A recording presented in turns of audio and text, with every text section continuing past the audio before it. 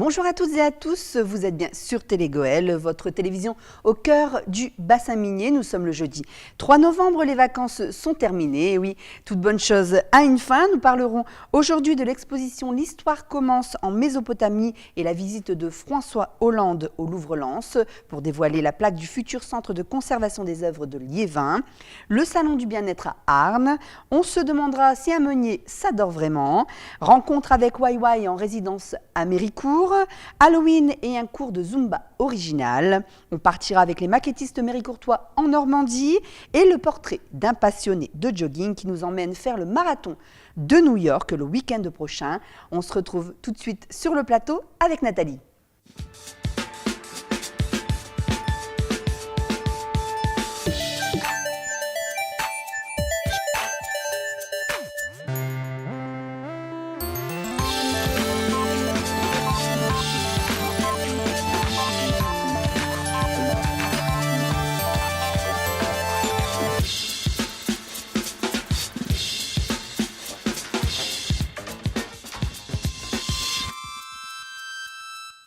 Bonjour Nathalie. Bonjour Comment vas-tu? On Valérie. débute ce JT, Nathalie, par l'inauguration de l'exposition L'Histoire commence en Mésopotamie au Louvre-Lens par François Hollande, notre président de la République. Oui Valérie, le président de la République était mardi dernier au Louvre-Lens pour inaugurer l'exposition L'Histoire commence en Mésopotamie. En présence de la ministre de la Culture et de la Communication, Audrey Azoulay, le président de la région de France, Xavier Bertrand, le président du Conseil général, Michel Dagbert, le président de la communauté d'agglomération de Lens-Liévin, Sylvain Robert, et le maire de Liévin, Laurent Duporge. Une visite de cette exposition, mais également l'officialisation de l'installation du centre de conservation des œuvres du Louvre sur notre territoire, auquel pourraient s'ajouter d'autres tableaux ou sculptures. En effet, en présence de représentants irakiens, le président a signalé que le centre de ressources artistiques pourrait contenir également, pour les protéger, les œuvres endommagées par Daesh. Un bâtiment qui devrait voir le jour en 2019 à Liévin. L'exposition L'Histoire commence en Mésopotamie est visible jusqu'au 23 janvier. Œuvres d'art, maquettes ou encore vidéos, cette exposition Louvre-Lens devrait plaire à un plus grand nombre. Économie, religion, histoire, empire, civilisation, royaume, 8 étapes à traverser lors de votre visite. Quelques mots de la commissaire de l'exposition recueillis par notre journaliste Christophe Billoire.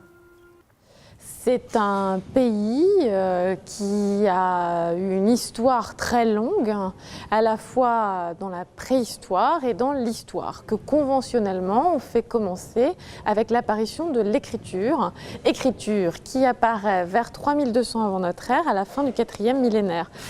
La Mésopotamie, c'est à la fois donc une civilisation ou même des civilisations au cours de 3000 ans d'histoire, et c'est ce que présente l'exposition par un parcours qui est à la fois thématique et axé sur une certaine chronologie des phénomènes fondamentaux qui sont apparus en Mésopotamie. Et bien là, j'invite le visiteur à découvrir un parcours qui a été pensé de manière à ce que l'on comprenne, je l'espère au mieux, un propos qui se veut à la fois très honnête et le plus simple possible en même temps, c'est-à-dire que quelqu'un qui connaîtrait peut-être très bien ou qui ne connaîtrait rien du tout pourrait, j'espère, y trouver son content. L'association GRAPEOS, groupe régional d'action et de prévention contre les effets de l'obésité et de la sédentarité, organisait le week-end dernier un salon du bien-être à la salle Léon Kraska de Arnes. L'association met en place chaque jour des actions d'accompagnement destinées aux personnes souffrant d'obésité ou de surpoids, un accompagnement suivi par des professionnels, nutritionnistes, diététiciens et psychologues pour rendre la vie plus agréable aux personnes souffrant de ce mal du siècle. Les visiteurs ont pu apprécier une trentaine de stands sur le thème du bien-être, de la sophrologie, de la psychologie en passant par l'hypnose. Ils ont pu échanger avec le magnétiseur et la nutritionniste et bien d'autres interlocuteurs spécialistes de la reprise de la confiance en soi et l'acceptation de ses différences. Parallèlement, une vingtaine d'exposants amateurs vendaient des vêtements d'occasion de la taille 46. De quoi faire le bonheur des uns. Cerise sur le gâteau, les organisateurs ont accueilli Élodie Dubuche, Miss Ronde Nord-Pas-de-Calais 2016, et ses dauphines Anaïs, Héloïse et Marjorie. Vous pouvez retrouver toutes les coordonnées de l'association sur grapeos.fr. Sais-tu Valérie combien il y a de moulins dans la région? Ah non, Nathalie, je ne sais pas. C'est une bonne question qui peut intéresser nos téléspectateurs, je crois. Eh oui, eh bien il existe 17 moulins dans la région des Hauts-de-France, une région qui est l'un des piliers de la production de farine en France. À la minoterie de Leforêt, on écrase près de 30 000 tonnes de blé par an. Anthony Vermus est allé à la rencontre d'Olivier Dubois, meunier de cette minoterie et président de l'association des meuniers des Hauts-de-France. Afin d'avoir du bon pain, il faut avant tout une farine de qualité. Mais être meunier s'avère être de plus en plus difficile. Le métier de meunier souffre énormément. Quand j'ai démarré dans le métier il y a 26 ans, il y avait 980 moulins. Il y a 30-35 ans, quand j'étais gamin, il y avait encore 1200 moulins. Aujourd'hui, on a 426. Voilà. Quand on sait que les 5 premiers groupes font 56% des tonnages français, la corporation se concentre d'une façon assez forte. Donc effectivement, des meuniers, il y en aura peut-être moins. Nous, ce qu'on souhaite, c'est que les meuniers, la moyenne meunerie puisse rester quand même sur le marché, avoir notre carte à jouer au niveau régional. À la minoterie de Leforêt, cette année fut compliquée, en cause des blés de qualité et de quantité exceptionnellement faibles dans la région. On a une baisse de rendement au niveau de la production de 4 à 5%, qui est quand même assez fort. On n'avait jamais vu ça. Des blés très sales, et en plus il faut aller chercher le blé beaucoup plus loin parce que dans la région malheureusement il n'est pas très bon. Donc on est obligé d'aller en Charente-Maritime, on est obligé d'aller en Sud-Beauce, on est obligé d'aller dans le Sud-Ouest chercher des blés de force. Donc évidemment des coûts de transport beaucoup plus importants. On est à peu près à 6 tonnes de blé par heure. Donc elle a été commencée il y a quelques heures et on fait des séries de 60 tonnes à la fois. Des tonnes de farine produites, mais taxées. Pour Olivier Dubois, elle représente environ 200 à 300 000 euros par an. Là, on a les plus belles semoules du moulin. Ça nous permettrait bien évidemment d'investir davantage parce que la meunerie le demande beaucoup. Ça nous permettrait aussi de voir la pénibilité du personnel au travail. Ça nous permettrait de faire de la recherche et développement. C'est-à-dire que là, depuis quelques années, on est un petit peu asphyxié en meunerie. Je vais dire complètement asphyxié et on aimerait un petit peu d'oxygène dans la démarche. Malgré tout, les meuniers ne dorment pas.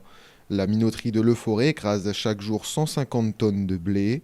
Rien de l'écrasement n'est jeté. Là, il n'y a plus de farine. Ça part faire du gros son et du fin son pour l'alimentation du bétail.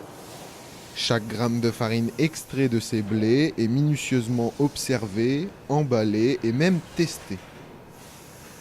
C'est du pain de tradition française qu'on a fait ce matin pour contrôler un peu la farine et voir quels produits on pouvait sortir.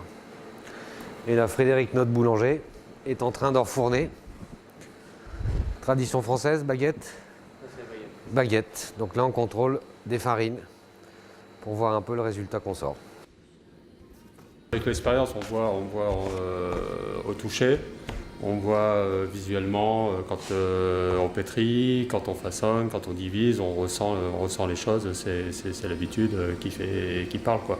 Et puis après, le produit fini, bon, c'est là qu'on se rend compte aussi si tout va bien, quoi. Et si tout va bien, ces pains seront distribués à une association et aux employés qui auront l'occasion de déguster du bon pain de chez nous. Pendant que certains se reposaient et profitaient de ce week-end de Toussaint, d'autres ont profité des fêtes d'Halloween pour s'éclater autour d'une pratique sportive qui fonctionne bien dans la région, la Zumba. L'association Génération Dance de Vendin-le-Vieil a accueilli des dizaines de jeunes femmes pour une Zumba Halloween endiablée avec des chorégraphies rythmées sur le thème d'Halloween, orchestrées par les professeurs de l'association au complexe sportif Michel Bernard de Vingles. L'association vous accueille chaque semaine pour de nombreux cours de Zumba, piloxing, mais aussi salsa, samba et beaucoup d'autres danses latines. Vous pouvez les joindre pour tout renseignement au 06 60 63 08 76. À Arnes, chaque période de vacances est l'occasion de mettre en place les structures d'accueil pour les loisirs des enfants de 3 à 17 ans. C'est l'occasion de retrouver les copains autour d'activités en dehors du cadre de l'école. Le service enfance-jeunesse de la ville s'efforce de créer des centres à thème pour développer les activités ouvrir l'esprit à la découverte. Durant ces vacances d'automne 2016, il était question des saveurs du monde et d'activités sportives pour les 150 enfants qui ont participé à cet accueil de loisirs. Pour les plus jeunes, l'activité culinaire a été une constante et en fin de journée, chacun pouvait déguster les petits plats réalisés. D'après les témoignages et les discussions, les enfants ont apprécié à la fois les activités et les choses dégustées. Du 20 septembre au 16 décembre prochain, l'artiste YY, de son vrai nom Marion P. de Bernard, est en résidence à Méricourt. Durant 3 mois, l'artiste partira à la rencontre des habitants dans les écoles, les centres de loisirs, les associations et les lieux publics de la ville, où chacun sera invité à participer à des gestes artistiques. Ce sont donc différents projets et actions qui naîtront de ces rencontres. Performances, expositions, travail de collecte, édition, dans un va-et-vient permanent entre l'artiste et les Méricourtois. Florent Ledemazel a rencontré l'artiste à la gare de Méricourt. Alors moi, je dessine depuis que je suis toute petite. Je sais pas, j'ai été fascinée par ce médium-là et j'ai toujours voulu en faire plus ou moins mon métier. Et du coup, je suis rentrée dans une école des beaux-arts. En fait, le but de cette résidence est un peu particulier parce que c'est pas une résidence de création. Moi, je suis pas invitée pour créer, même si là, aujourd'hui, je suis en train de le faire parce que je l'ai choisi. Mais c'est surtout une résidence qui me permet d'aller à l'encontre des habitants de la ville et de créer avec eux des projets. Donc là, j'ai rencontré beaucoup d'écoles, j'ai rencontré des associations et je travaille sur des projets plutôt participatifs où les gens sont emmenés à se familiariser un petit peu avec ma démarche. Il y a un projet en particulier que j'essaye de faire tourner dans la ville. J'ai fait fabriquer une bibliothèque miniature, donc elle fait à peu près 70 cm de long et elle doit faire, je sais pas, peut-être 40 cm de haut en forme de maison. Elle est en bois, elle est sur roulette et cette bibliothèque me sert à collecter les rêves des habitants dans des boîtes d'allumettes. Donc là en ce moment elle est au CCAS. J'ai déjà présenté la boîte à des personnes qui attendaient lundi matin et je vais travailler avec la résidence Henriot, je vais travailler avec le collège et j'aimerais avoir comme ça pouvoir collecter les rêves de tous les habitants, petits ou grands, dans cette bibliothèque qui servira ensuite à faire en sorte que ces rêves soient partagés en fait, puisque les gens peuvent regarder les rêves qui sont à l'intérieur. C'est des projets assez expérimentaux. Le but, c'est pas du tout d'apprendre aux gens à dessiner. Je pense que chacun a sa manière à lui de dessiner ou d'écrire. C'est juste d'essayer aussi de revenir à des bases de mon travail. Comment est-ce qu'on transforme des mots en images et l'inverse? Qu'est-ce qui vient en premier? Est-ce que c'est l'image? Est-ce que c'est le mot? Voilà. Donc il y a une exposition qui est organisée à la médiathèque, ici dans l'espace culturel La Gare, qui va avoir lieu du 16 novembre au 16 décembre. Donc là en ce moment j'ai une petite expo au CCAS, ensuite il va y en avoir une au foyer Henriot et l'idée ce serait de faire une restitution évidemment de ce qui a pu être fait, mais il va y avoir aussi des restitutions dans la ville puisqu'il y aura certainement des collages qui vont apparaître un peu partout dans l'espace urbain. On va essayer de faire ça, on est en train de chercher les autorisations mais a priori c'est pas trop compliqué donc voilà. Les agriculteurs des Hauts-de-France, un des 6 départements les plus touchés par les intempéries et les inondations de mai et juin 2016, bénéficient d'un dégrèvement de la taxe sur le foncier non bâti, TFNB, proportionnel aux pertes moyennes de rendement constatées. Ces dégrèvements d'office s'appliquent à la catégorie des terres cultivables ou labourables. Le gouvernement vient de nous informer d'un nouveau dégrèvement qui s'étendra désormais aux prairies et qui devrait parvenir aux propriétaires d'ici le 15 novembre. Tout renseignement ou toute question concernant ce dispositif peut être obtenu en saisissant l'adresse électronique suivante: ddfip62.gestionfiscale@dgfip.finance.gouv.fr en précisant crise agricole dans l'objet. Le rêve de tout marathonien est de participer au marathon de New York. Terminer les 42 km 315 suivis par presque 2 millions de spectateurs sur les bords des routes new-yorkaises, c'est le défi que s'est lancé notre ami Ossine Zegaï quand Tony Vermus et Christophe Billoir ont été rencontrés. Un cinquantenaire qui a la pêche et qui, espérons-le pour lui, finira à une bonne place pour sa satisfaction personnelle. En tout cas, on lui souhaite bonne chance. Bonjour, Ossine Zegaï, bienvenue chez moi. Allez-y, entrez, je vous en prie. Ossine a 50 ans.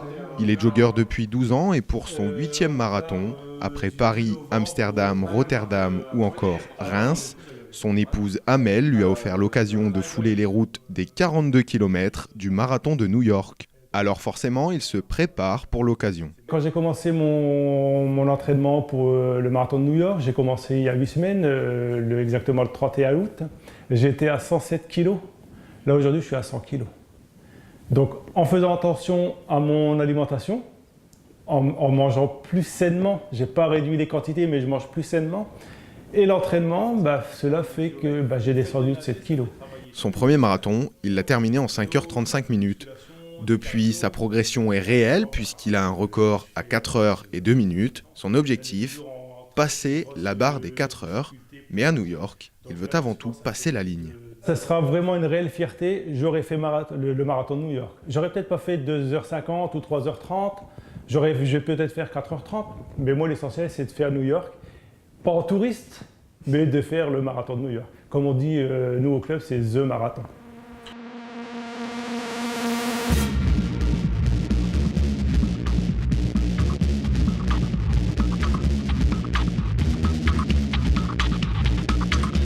C'est un antioxydant qui nous permet de régénérer les muscles et d'éviter d'avoir des crampes. Et on boit ça au fur et à mesure d'entraînement. C'est parti.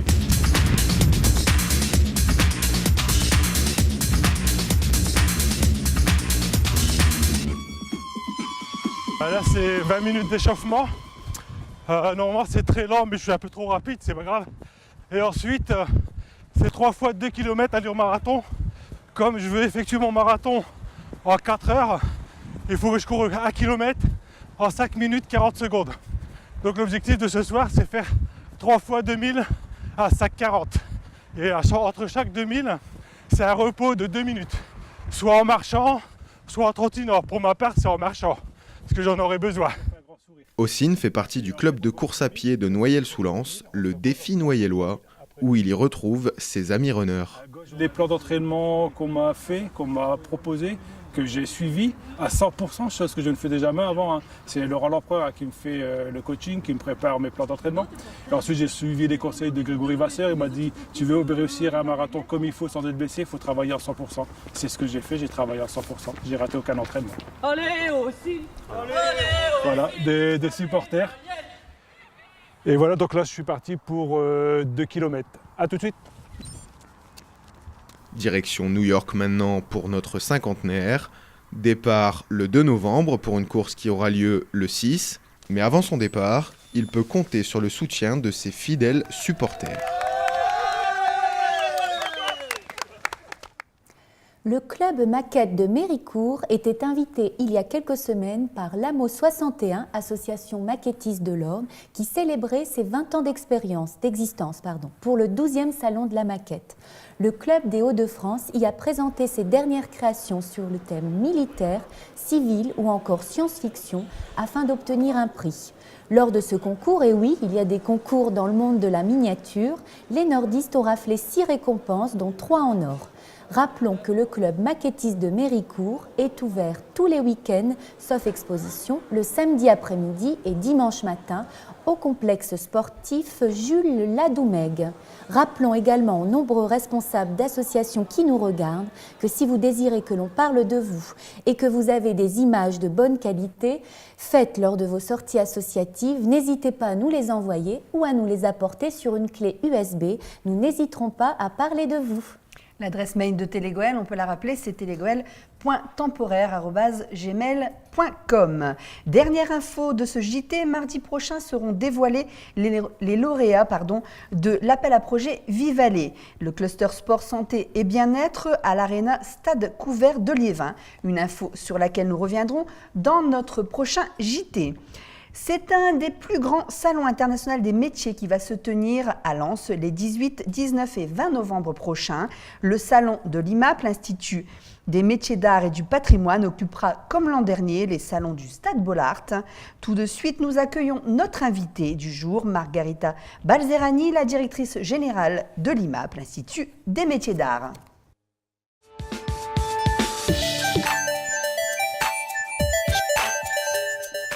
Margarita Balzerani, bonjour.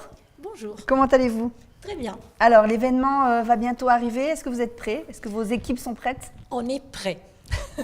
C'est vraiment un gros salon. Donc, c'est vraiment, il y a beaucoup de boulot. Hein. Je pense que vous préparez ça depuis au moins un an. Au moins un an, mais c'est un grand plaisir de pouvoir offrir cette année cette nouvelle version du salon avec énormément de nouveautés. Est-ce que vous pouvez nous rappeler ce que c'est que l'Institut des métiers d'art et du patrimoine? Bien sûr, l'Institut des métiers d'art et du patrimoine, c'est le réseau d'excellence des métiers d'art et du patrimoine en Hauts-de-France. Nous réunissons aujourd'hui 150 professionnels des métiers d'art et du patrimoine qui sont installés à peu près partout dans notre région. Nous sommes là essentiellement en tant qu'association loi 19.1 pour pouvoir promouvoir leur savoir-faire, diffuser et valoriser leur métier d'exception et les réunir bien sûr autour d'événements pour pouvoir leur permettre avant tout de vendre leur création. Et, à la base, c'est venu comment cet institut? Vous aviez besoin que les artisans soient représentés ou on les oubliait un petit peu, je pense, on les laissait un petit peu de côté et du coup, ils avaient besoin de se représenter dans des salons, des choses comme ça pour que les gens retrouvent cet artisanat d'art?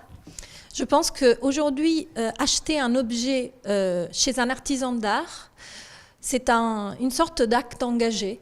De la même manière qu'aujourd'hui, on achète peut-être du bio, par exemple? Du bio, tout à fait. À terme, on aimerait bien, pourquoi pas, pouvoir labelliser nos adhérents avec un véritable label de qualité, puisque acheter artisanat d'art, ça veut dire acheter éco-responsable, avec des matériaux sourcés sur place, c'est-à-dire fabriqués et créés sur place, et surtout promouvoir l'identité régionale. Donc forcément, plutôt qu'acheter un mug, je vous fais un exemple très concret, dans une grande surface ou ailleurs, là on achète quelque chose, une création d'une céramiste qui est parfois soit une pièce unique, soit une collection limitée. Et c'est une création qui a une histoire, donc on n'achète pas qu'un objet. Ce salon, il a lieu une fois par an? Qu'en France et qu'à Lens?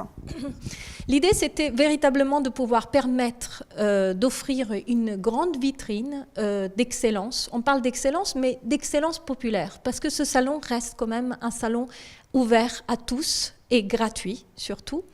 On est à proximité directe des vacances de Noël, donc il fallait permettre à des régionaux, bien sûr. Donc on a à peu près sur les 165 exposants une cinquantaine qui viennent des Hauts-de-France. Le reste, c'est des exposants qui viennent de la France et 11 exposants de l'étranger.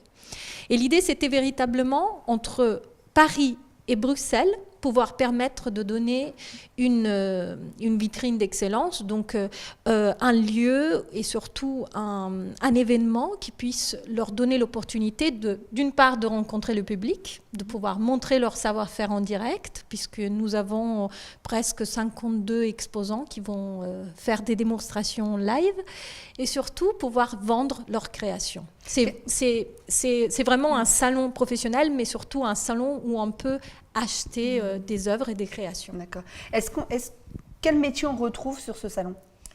Alors, les Vous métiers... avez quelques métiers à nous citer, peut-être pas tous, parce que vu qu'il y a énormément d'exposants. Bien sûr. On a des métiers traditionnels qui sont réattachés, bien sûr, au métier du bois et de la céramique, assez connus, mais aussi des métiers assez rares que nous avons été chercher un petit peu partout, comme le ciseleur, le filigraniste, le maître gaineur ou aussi graveur sur arme.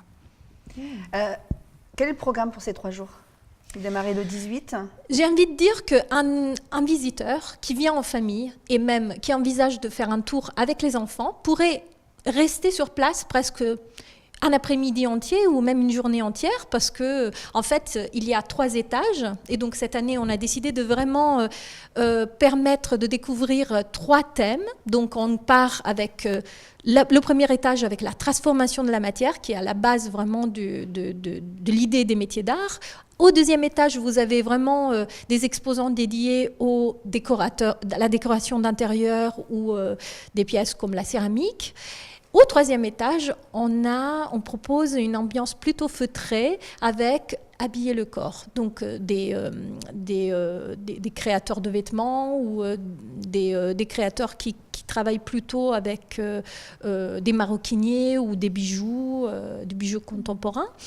Donc le programme, c'est une exposition aussi de photos, c'est Lance Art Photographie, qui est une exposition qu'on repropose à nouveau cette année avec 4 prix et bien sûr des photographes venant du monde entier à nouveau.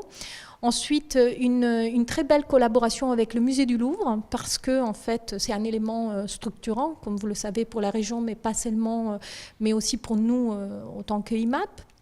Et donc, en fait, sur le stand qui est dédié au Louvre, il y aura 2 créatrices de vêtements qui vont faire l'objet d'un défilé de mode qui aura lieu à peu près une semaine après le salon, donc le 3 et 4 décembre. Donc, les événements se poursuivent, mais en fait, on peut visiter aussi un espace boutique où on peut effectivement avoir 15 créateurs qui viennent de la région, et c'est l'espace boutique du Grand Bassin. On a aussi un espace enfant, donc on peut faire des ateliers sur place avec des animateurs. On peut envisager une visite avec un médiateur culturel. On a une équipe de 15-20 étudiants qui sont là pour accueillir tout public. Et voilà, l'idée, c'est vraiment de découvrir les coulisses de la création dans les métiers d'art. Parce que, comme vous le disiez, ces artisans, déjà dans l'artisan, il y a art, et on a vraiment l'impression, moi j'y suis allée l'an dernier, et je peux vous dire qu'on a vraiment l'impression de se promener dans un musée, mais quelque chose de quand même assez accessible à tous, puisqu'on peut y aller en famille, avec les enfants, etc. L'idéal, ça serait bien sûr aussi de pouvoir toucher des futurs artisans d'art, pourquoi pas, de pouvoir faire naître des vocations chez des jeunes. C'est pour ça qu'on sollicite beaucoup nos artisans et nos créateurs pour qu'ils puissent travailler sur place. On en aura 56 qui vont travailler sur place, donc vous pourriez vraiment découvrir aussi cette dimension qui est parfois très, très intéressante, c'est cette dimension aussi olfactive des matériaux qui sont transformés sur place. Comment on fait pour participer à ce salon en tant qu'artisan ? C'est très simple, il suffit d'envoyer un dossier.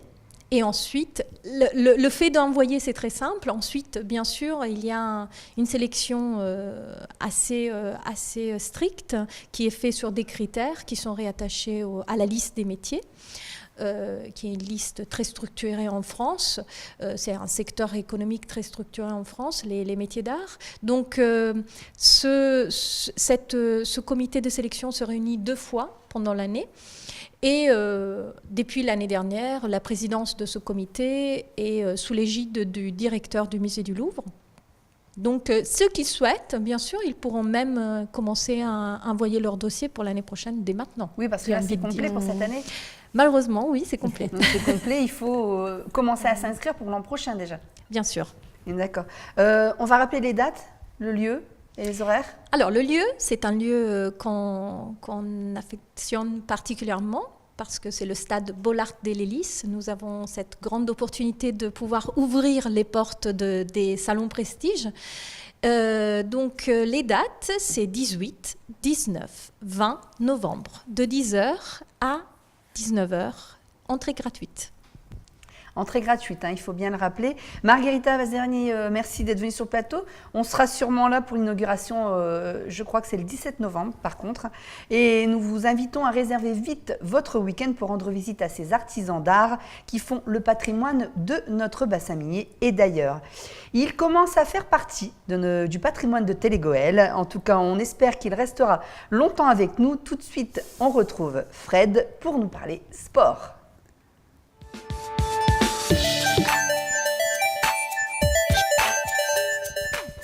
Ce fut un week-end plutôt positif pour les 100 heures. Fred, bonjour. Bonjour Valérie, bonjour Nathalie. Alors oui Valérie, si les professionnels ont décroché la victoire lundi contre le leader Brest, ce fut un peu plus difficile pour la réserve d'Éric Sicora. L'équipe B se déplaçait à l'AC Amiens et repartit avec les 2 points du match nul, un partout. L'unique buteur lensois fut Valentin Wojkowiak. Au classement, Lens prend la 8e place à 8 longueurs du leader Saint-Maur-Lusitano. On passe au club amateur et notamment la division honneur. Et malgré le week-end de la Toussaint, on ne chômait pas du côté du football amateur. Vimy et Biache, dans un vrai derby, se sont séparés sur le score nul et vierge de 0-0. La semaine dernière, nous avons reçu sur ce plateau l'entraîneur adjoint de Vimy qui était Frédéric Lulquin. En DHR, Vermel s'impose sur la pelouse de Buis-les-Mines 2-1. Tandis que le CS Avion de Mimoun-Zegaï l'emporte 3-1 au stade François Blin face à Armentières. Enfin, en promotion honneur, Los Angeles s'est incliné à l'extérieur du côté d'Étaples par la plus petite des marges, 1-0. Le CS Avion qui continue de gagner tous ses matchs apparemment. Exactement, et Mimoun-Zegaï sera notre invité la semaine prochaine pour dans le JT. Parler du 7e tour, je crois, de la Coupe de France. Exactement. On passe au volleyball et les filles du volley club de Arnes enchaînent. Et oui, Valérie, elles ont réalisé la passe de 2 ce week-end du côté de Villejuif. Remportant le premier set 25-20, Arnes n'a pas existé dans la seconde manche, encaissant un cinglant 25-9. Mais les Arnésiennes se réveillent et glanent les 2 sets suivants sur les scores de 25-18 et 25-16. Victoire finale 3-1 pour le VCH qui monte au 5e rang du championnat élite. Enfin, Fred, il y aura du contact à Liévin. Oui Valérie, le gala international La Nuit des Dragons 7 aura lieu ce week-end et plus particulièrement ce mardi à partir de 15h. Plusieurs catégories du full contact seront représentées comme le Kawan ou encore le Muay Thai. Ce sera à la salle Noël Joseph de Liévin. Le tarif est fixé à 12 € au guichet et 10 € en prévente. Merci Fred pour toutes ces informations. N'oublions pas d'inviter également les clubs sportifs, comme nous l'avons fait tout à l'heure pour les associations, à nous apporter les images filmées même avec leur smartphone, avec vos téléphones, avec vos iPhones, enfin je cite des marques là, mais soit smartphone, etc. Pour que nous puissions parler de votre club. Vous êtes tous les bienvenus sur Télé-Goël. Je te souhaite une bonne journée et un bon week-end, bonne journée Fred. aussi, bon courage. Et un week-end que je vous détaille tout de suite avec Nathalie, car Nelly est en vacances.